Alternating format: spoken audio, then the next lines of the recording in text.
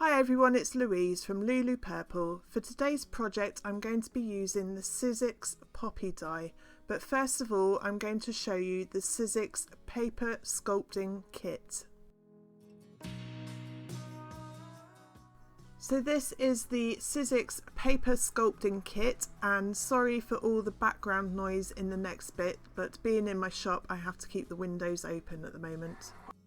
What's this? This is a detailed moulding pad. So that's like sponge or something. And then that one is just called the moulding pad.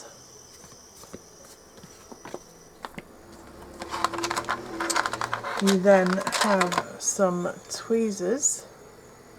So these are the reverse ones. So you have to squeeze to open them, which is good when you're holding something, I guess, and trying to position it. You don't have to close them up. So like these ones, they're sprung open. There's those ones. They've got a pretty good point on them as well. So that's those. You get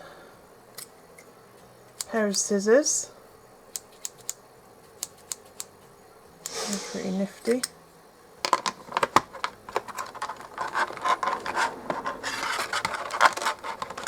Okay, let's take all these out. So you get a large ball, and that one is a quilling tool. I don't know if you can see, there's a gap in it, which you put the paper strip down, and then you can roll it up. So that's one. Second one is a medium sized ball and a smaller ball. Oh look, it says there, look, 8mm. So what does that one say? That says 10mm, 8mm and 5mm. Then this one is a 2mm. And what do they class that as then? So that's a fine detail tool, 1mm. You see, it's a bit like a pokey tool, but it's got a bit of a curved edge. Just want to show you this new pokey tool from Sizzix as well. It's really nice to use because it has the soft grip handle, plus you have the lid to put back over the top to keep it safe. So this is the Sizzix Bigz Poppy die. So if you don't know what a Bigz one is, it's the thicker dies which you have to use in the larger machines. So this one is the Spellbinders Platinum, and I'm just cutting some card out, and as you can see I've done 3 layers of card all at the same time. To give my poppy petals some detail, I am using my distress inks. So the first one I use is the Festive Berries, and I'm just using my blending tool and I'm applying the ink to the petal.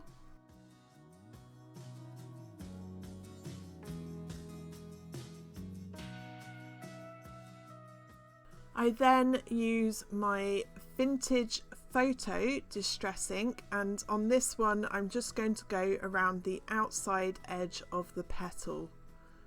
So this is my preferred way of adding detail to the edges, but I know some people don't like to add detail in this way. So in a second I will just show you a different way of getting the colour onto the edges of your petal. So here you go, I'm just inking up the blending tool and just flicking the blending tool over the edge of the petal. So you can do it either way, whatever feels easiest to you, and that just gives the petal a bit more detail.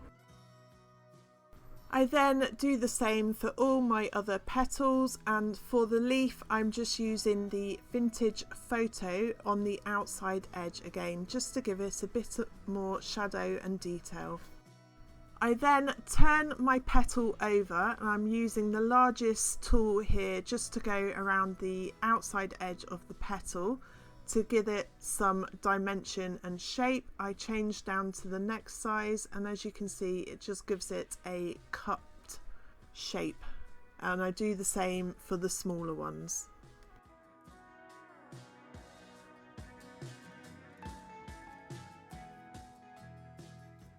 Here I'm just using the tweezers to curl up this one to give it a bit more shape, but actually I think I prefer just using the stylus tool to give it some shape.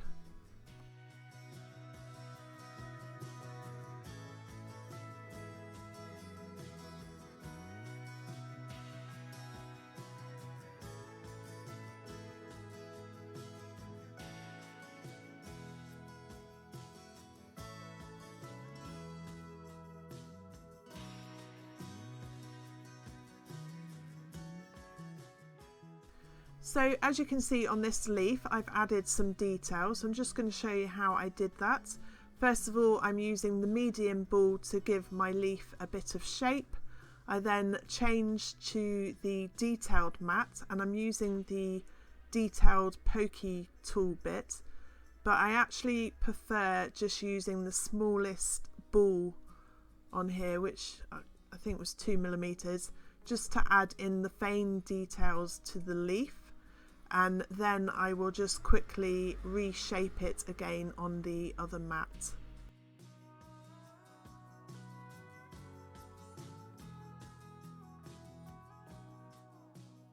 I'm going to use a black dazzler for the middle of my flower. You can use whatever you have, so if you've got some glitter gems or some pearls, you can use those instead. I then use my Cosmic Shimmer acrylic glue to stick the petals together. So you want 3 on each layer, so just offset them slightly and place the third one on top, and just let this dry, and I'll do the same with the smaller layer.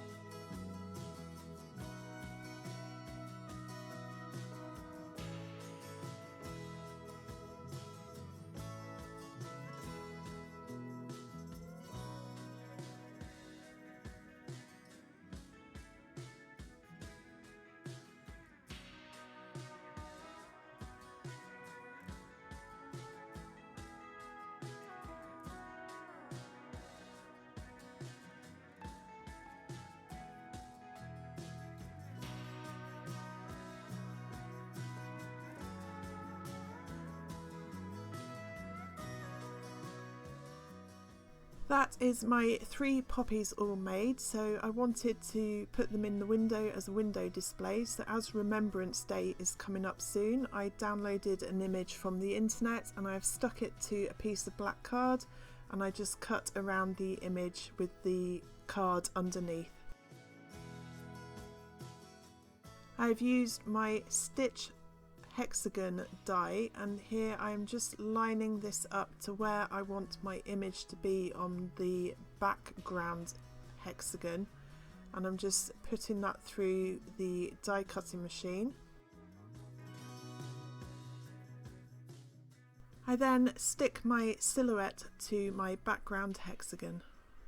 Before I show you the finished item, I'm just showing you that you can use your Bigz dies on other materials. So here I'm using some old jeans.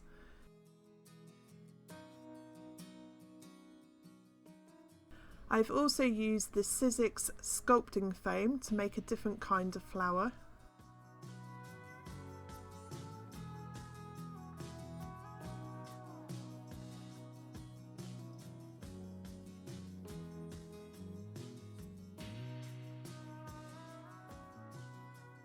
This is the sculpting foam flower all finished, and as you can see the petals are curved the opposite way round to the poppy.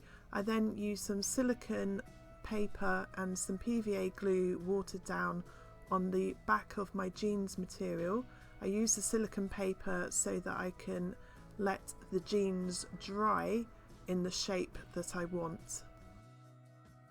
Here I just decided that I wanted the petals the other way round, so I'm just turning them all round, and once they have all dried completely I can then assemble the flower, and I'm going to use my Cosmic Shimmer acrylic glue to stick all the pieces together. Just to let you all know, I now have a Buy Me a Coffee page, so if you appreciate my videos and you would like to buy me a coffee, that would be absolutely wonderful. I will leave a link in the description box below. Thank you very much for your support.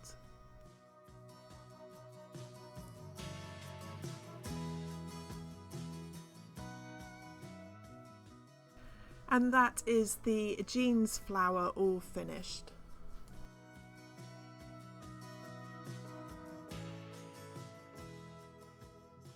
And this is my finished poppy window display. So I actually just used the middle part of the poppy for this because the bigger poppies were a bit too big.